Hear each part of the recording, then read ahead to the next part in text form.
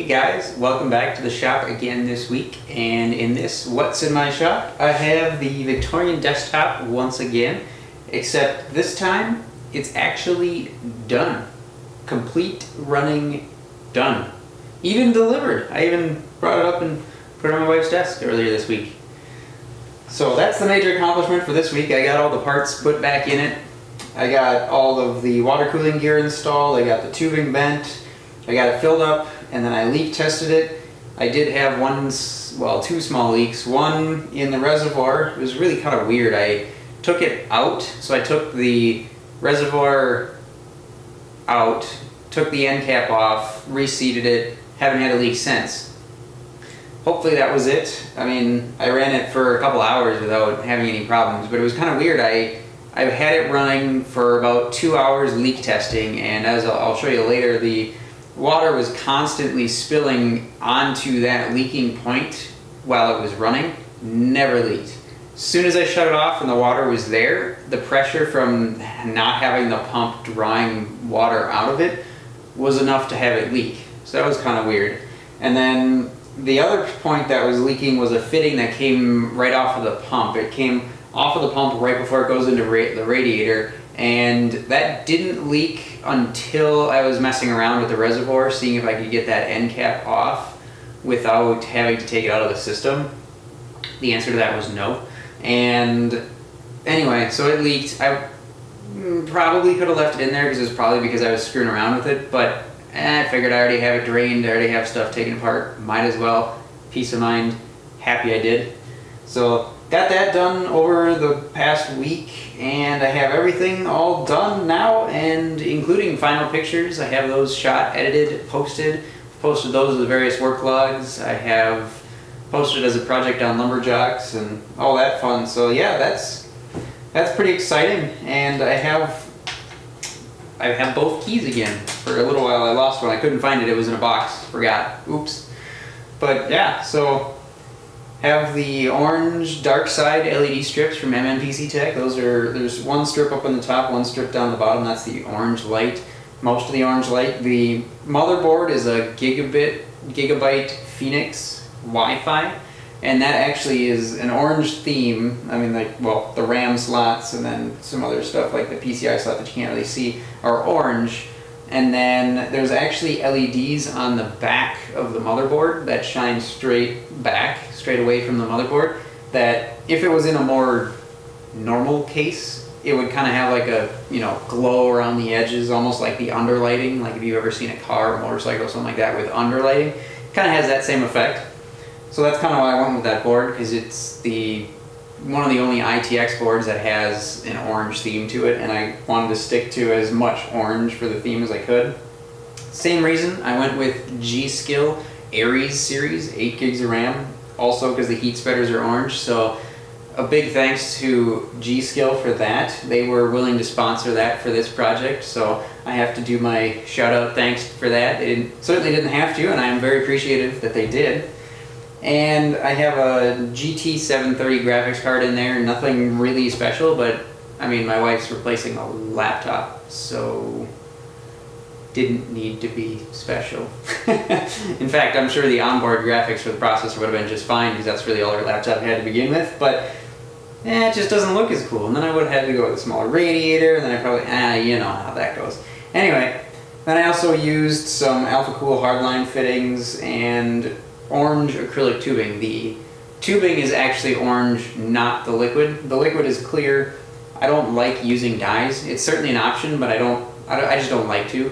So I went with the colored acrylic tubing hard lines, so I have all those bent, so these really don't, I mean, they might wiggle, but they don't sag or move or anything like that like normal tubing might. So 200 millimeter radiator up front, 2 USB 3.0 ports and the power switch, all that's done.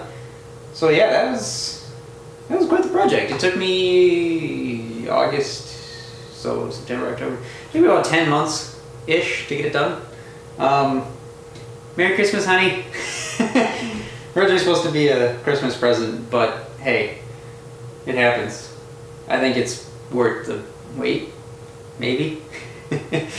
I think I'm just lucky that her laptop kept working long enough for me to get this done without getting in too much hot water. But yeah, I really like the balance that I was able to get from combining a lot of like these old cast iron corner braces and, you know, kind of a darker mahogany. I used some dark walnut Danish oil for the finish on this, and I'm really happy with how it came out. The color is nice. It kind of has an older look to it without looking like I'm trying too hard. And that's kind of what I like about these cast iron grates, is that the cast iron grate on the front and then the corner braces here, I think combine pretty nicely to be enough. Not too much, but just enough. So it kind of has that old style feel, but not looking like I'm, you know, throwing everything that's over 100 years old. Well, that'd be a bit of a stretch, but you know, everything that's over 50 years old at this thing that I've found, you know, just all kinds of crap, you know. So I'm pretty happy with the amount, and I think it turned out pretty good. So just let me turn this around quick.